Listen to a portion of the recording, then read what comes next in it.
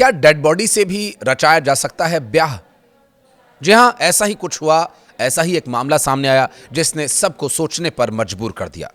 अपने प्रेमी सक्षम की हत्या के कुछ ही घंटों बाद प्रेमिका आंचल ने उसके शव के साथ शादी कर ली। नमस्कार, मैं हूं आशीष त्रिपाठी और बात करेंगे इसी एक हैरतनाक मामले पर।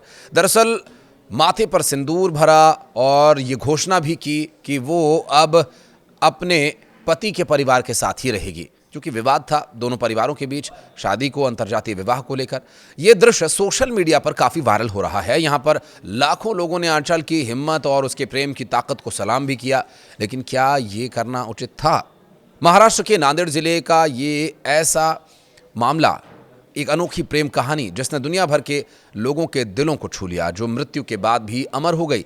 21 साल की आंचल ममिदवार ने अपने 20 वर्षीय प्रेमी सक्षम टेट के शव के साथ एक प्रतीकात्मक विवाह रचाया, जो उनके 3 साल पुराने प्यार का एक सबूत बन गया।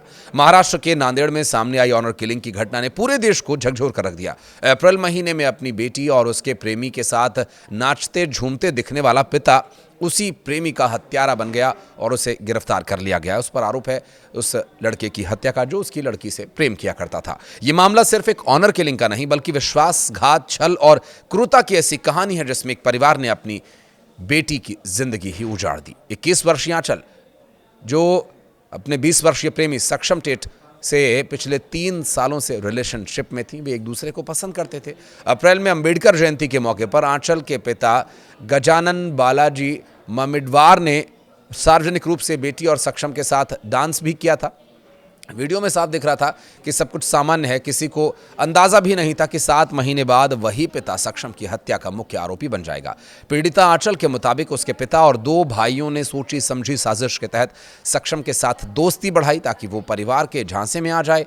अक्सर उनके साथ बैठते, खाते पीते थे, प्रेम संबंध को लेकर खुद को सकारात्मक बताते थे, लेकिन ये सब सिर्फ दिखावा और विश्वास जीतने का एक तरीका मात्र था। बीते गुरुवार शाम सक्षम पर अचानक हमला हुआ, उसे गोली मारी गई।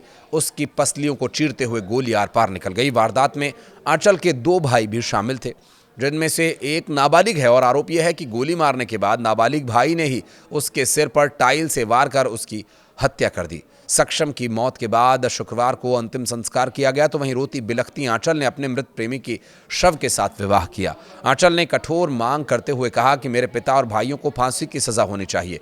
उन्होंने सिर्फ इस व्यक्ति को नहीं मारा, सिर्फ उसे नहीं मारा, उसने मेरी जिंदगी को भी खत्म कर दिया। आंचल ने दावा यह भी किया कि हत्या के कुछ घंटे पहले उसका छोटा भाई उसे पुलिस स्टेशन ले गया था। वहां पुलिस कर्मचारियों ने उसे सक्षम के खिलाफ शिकायत लिखवाने के लिए दबाव बनाया।